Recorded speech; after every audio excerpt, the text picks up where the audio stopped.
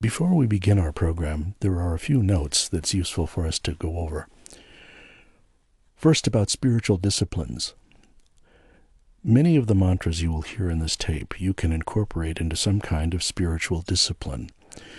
Usually they're 40 days in length and 108 times each, whether once or twice a day at a sitting.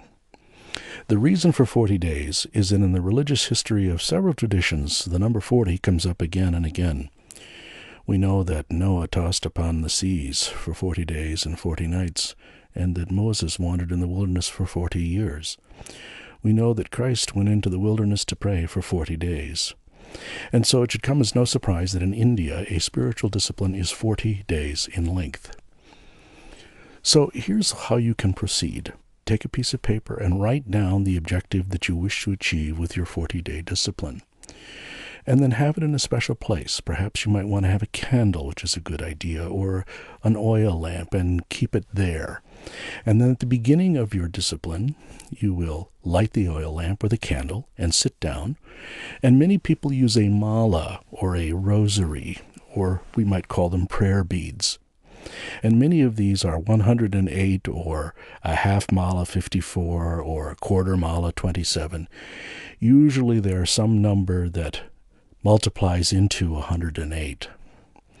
Another question that comes up about spiritual disciplines is, what if you miss a day? Well, I look at it this way. A day is the time you get up until the time you go to sleep at night. I don't do it by dawn or dusk or midnight or 6 a.m. or any of that. So that you do your discipline sometime between the time you wake up and the time you go to sleep at night. Now, if you're lying in bed at night and you have not gone to sleep and all of a sudden the thought comes to your mind, oh, I need to do my discipline, you're covered, you're safe. Get up out of bed and go do it. If, however, you have drifted off into sleep for an hour and wake up and have that same thought, too bad, sorry. You have to start all over again. And of course, the force for this to happen usually doesn't take place until day 30, day 33, day 35, because at that point, you're very deep into whatever is standing in the way of you and your objective. And for reasons that are difficult to comprehend, sometimes these little things that we're trying to get rid of defend themselves, and we may miss a day.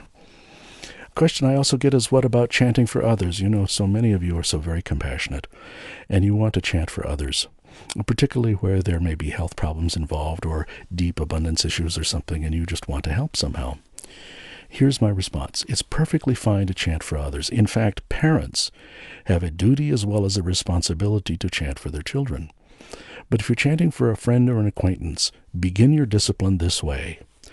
I am doing this discipline on behalf of so-and-so, for their benefit, invoking the grace on their behalf. I am not taking their karma.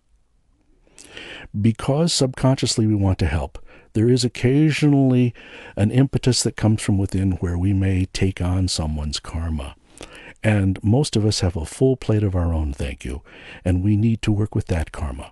So by saying this, you not only put it out in the universe, but communicate strongly to your own subconscious, you are not taking their karma. Some people ask, well, what if I want to chant more than 108 times? And the answer is, go for it. Chant as much as you want. There are whole other approaches to spiritual disciplines, where one may have an objective of 125,000 repetitions of a given mantra, which is the beginning of what they call mantra siddhi, or facility with the mantra. And it can sound like a lot, but it's not really. An example. Om Shri Mahalakshmiye Swaha, Om Shri Mahalakshmiye Swaha, Om Shri Mahalakshmiye Swaha. That's somewhere between 2,500 times an hour. Well, you can see, you do that an hour, do it 2 hours, you're close to 5,000. 10 days is 50,000. 100 days is 500,000. You see, it can work very quickly and add up to the number that you're looking for. You will not learn everything about mantras here, nor will you learn anything about the history of Sanskrit, how the mantras work with the petals on the chakras, or some of the longer, more complicated disciplines that one can do. If you're interested in these kinds of things, you can consult the longer program produced by Sounds True, Mantra Sacred Words of Power. Also keep in mind that there are different kinds of abundance. And here we're going to be talking about some of them, and we will present a discipline that will allow you to invoke that kind of abundance that you seek.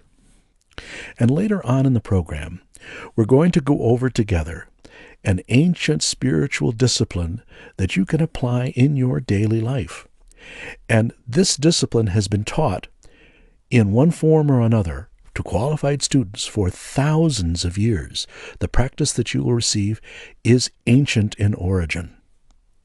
For many of the mantras, I will chant them for 12 times or 54 times or 108 times. And you may chant along with me. And when you hear me raise the tone, it means that there's one more repetition. Sometimes people ask me, why 108 times? 2 fingers below the heart, or the Anahata chakra, is a small 8-petaled lotus called the Hrit Padma. Hrit Padma. And it is here that the flame that is not of this universe burns. It is not in the heart chakra, as many may think, but in the Hrit Padma, or what we might call the sacred heart. The soul, the self, the Atma. It goes by many names, and it is here that it burns. And as a mantra is chanted, the vibration of the mantra enters one of 108 passages or channels, astral nerve tubes or veins that flow into the subtle body. So that by chanting the mantra 108 times, you are sending the energy into all parts of the subtle body. And this is the reason that malas are either 108 beads or a half mala, 54 beads. Some of you may know, for instance, that the Catholic Rosary is 54 beads, a half mala, because all religions borrow from the forms that preceded them. And in fact, in the church in Alexandria, what we may call a rosary in the West, the church in Alexandria, founded by Mark, they call the rosary a mala. Another question that often arises with regard to spiritual disciplines is expectations. And I tell you, don't try to press upon the universe how it should fulfill your discipline.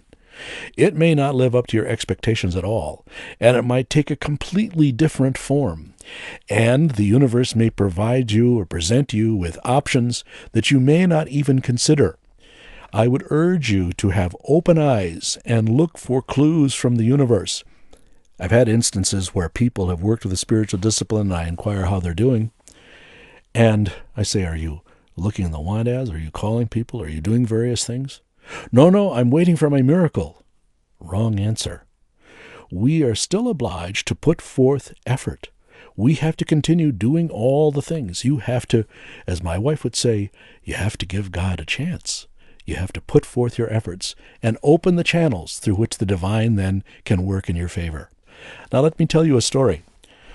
A number of years ago, 1982 to be exact, I found that after being a full-time faculty instructor at a major university and being a producer-director for the number 8 television market in the country, Washington, D.C., I could not get a job. My new bride and I subsequently moved to Southern California, the media capital of the free world, and location where there are hundreds and hundreds of colleges, universities, and community colleges, and still I could not get a job. I was reduced to calling temporary agencies and sitting by the phone. And finally it dawned on me the ancient words, physician, heal thyself. So I undertook a spiritual discipline to eliminate whatever obstacle was standing in the way of me and proper employment, and I dove in with intensity into the spiritual discipline. About 3 weeks later, I got a call from someone to come do a ceremony for which I'm known, the ancient Vedic ceremonies, and I went and performed it. And in the social hour afterwards, the question inevitably came up, and what do you do the rest of the time? And I gave that classic answer, well, I'm between things right now. And this woman said, well, we have some need down where I work from someone of your ability. Would you consider talking with us? And I said, well, what business are you in? And she said, healthcare. I said, I don't know anything about healthcare. And she said, well, why don't you come talk to us anyway? Now notice the universe has opened a door for me. I can say, no, I'm waiting for my job in television or in higher education because that's my training, and effectively close the door. Or I can walk through it. So I said, sure, I'll come down and talk with you. And I did. And I met with her boss. And after 10 minutes, I completely convinced him I knew nothing at all about healthcare. And he said, you'll do just fine. I was hired for a 3-month assignment. And the materials I had to work with in making calls on business were woefully inadequate. I did a mock-up, a redesign of what I thought they should look like, showed them to my boss and to his boss.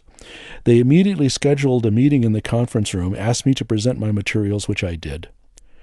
They asked me to leave the room for 5 minutes, which I did, and upon my return told me that I was now the new marketing director, get all of this stuff prepared as soon as possible, and I received a 25% raise in what I was making.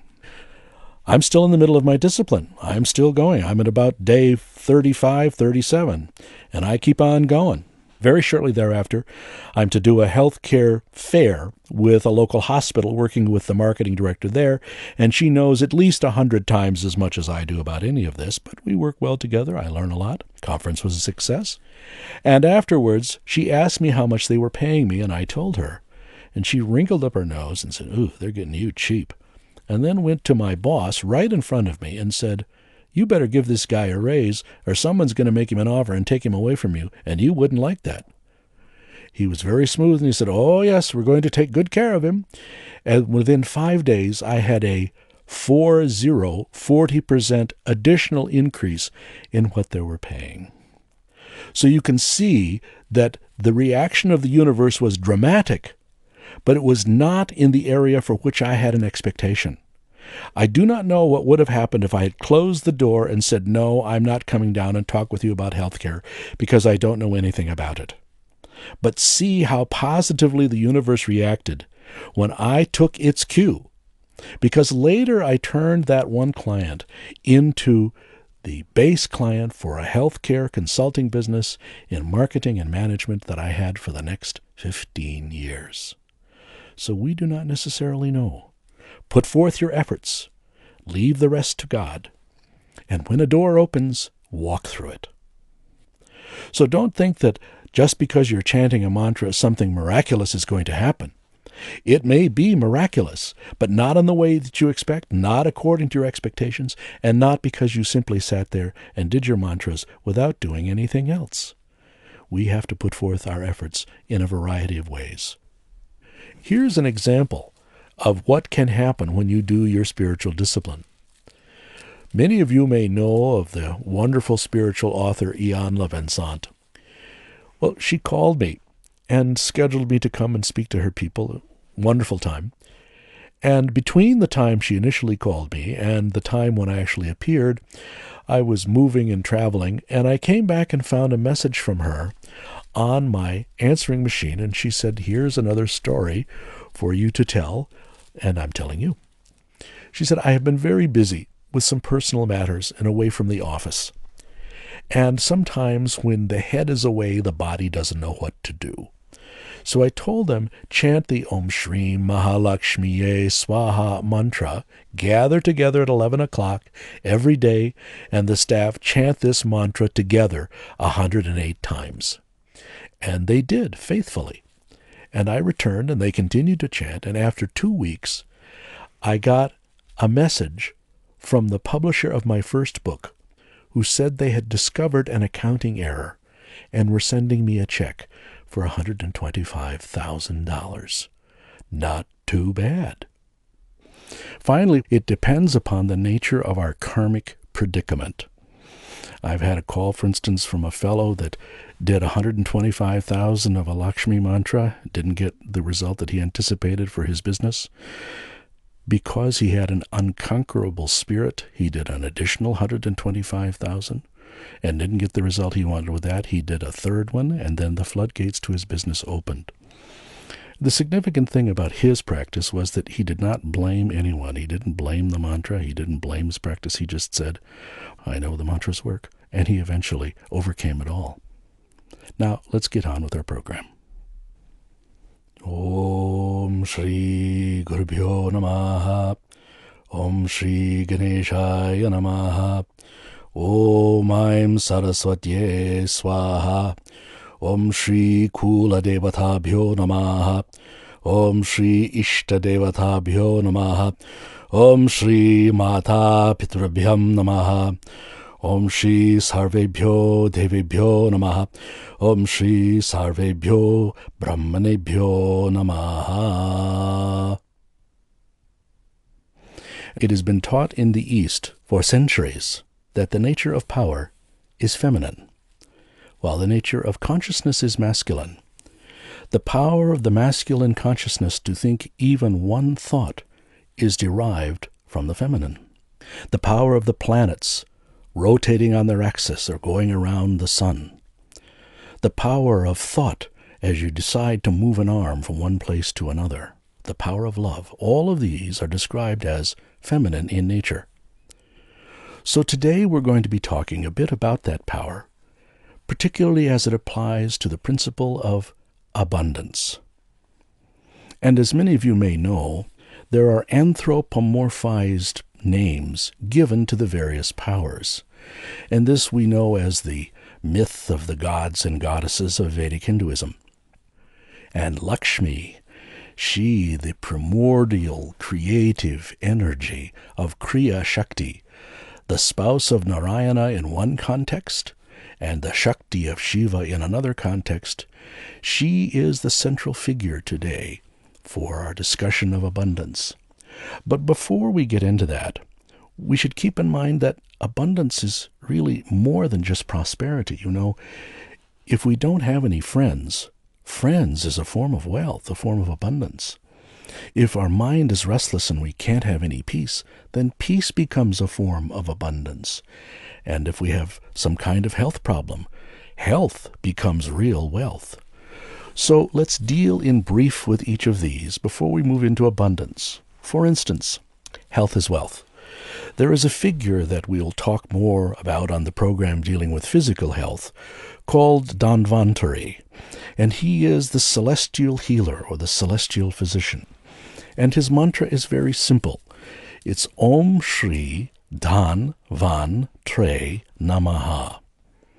And the purpose of saying his mantra is to bring into your life the proper approach to healing and health for whatever condition or problem is bothering you. We all want to find the right doctor, and Om Shri Dhanvantare Namaha is a mantra that will help you accomplish that. So here is the Dhanvantari mantra. I will say it 12 times, and you'll know that I'm coming to the end. When I raise the tone, it means one more repetition. Here we go. Om Shri Dhanvantare Namaha. Om Shri Dhanvantare Namaha. Om Shri Dhanvantare Namaha. Om Shri Dhanvantare Namaha. Om Shri Dhanvantare Namaha. Om Shri Dhanvantare Namaha. Om Shri Dhanvantare Namaha. Om Shri Dhanvantare Namaha. Om Shri Dhanvantare Namaha. Om Shri Dhanvantare Namaha. Om Shri Dhanvantare Namaha. Om Shri Dhanvantare Namaha. Now Lakshmi snuck in here in the form of Shri. As some of you may know, the seed sound for the principle of abundance is Shri. And here that sound is attached to Dhanvantari in the form of Shri. A restless mind can be a difficult thing to endure, and there is such a simple mantra to help bring peace to our mind. And also this can be chanted to put the energy, the force, the Shakti of peace into the world at large. When you feel like the world can use your help and you say, what can I do? Here's one thing you can do. The mantra Om Shanti Om. And I do it like this.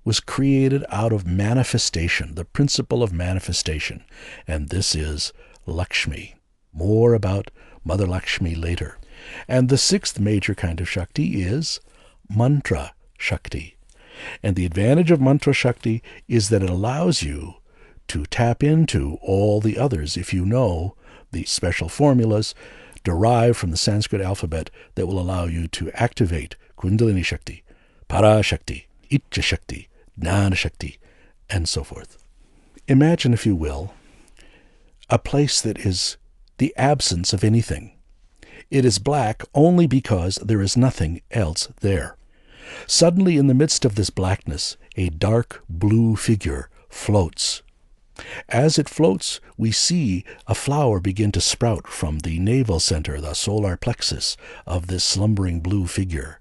It grows and opens as a flower, and soon we see 4 heads emerging.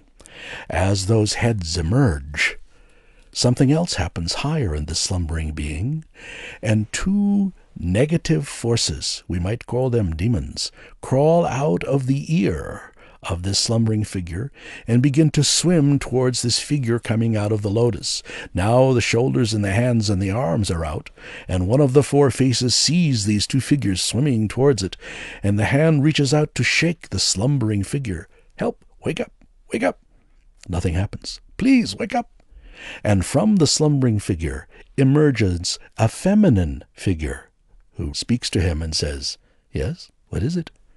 And he points to the being swimming towards him through the void and says, "They have malevolent intent. Destroy them." For their part, the 2 beings stop their swimming, look at the feminine figure, and say, "Well, we haven't done anything. Why would you destroy us? We've done nothing at all." She says, "Yes, I understand everything. You 2 fellows, I now banish you to the farthest reaches of that universe which will soon be created. It will take you eons to make your way back to where any sentient life exists. Tathastu." And with that, they disappear. So now this fellow is just about out of the navel lotus, and he says, "Well, who are you?" And she says, "My name is Lakshmi. I am the power of he who slumbers, just as I shall also be your power in a different form." And suddenly this fellow beside him feels something, and he turns to his side, and there's a completely different feminine figure. And he turns back to ask this Lakshmi a question, but she's gone. And he looks at this figure, and she speaks to him. "That was Lakshmi. I am Saraswati, your power, and you are Brahma. So she, through me, will act through you, and I now lend you my power." And immediately Brahma has an irresistible impulse and goes, "Om,"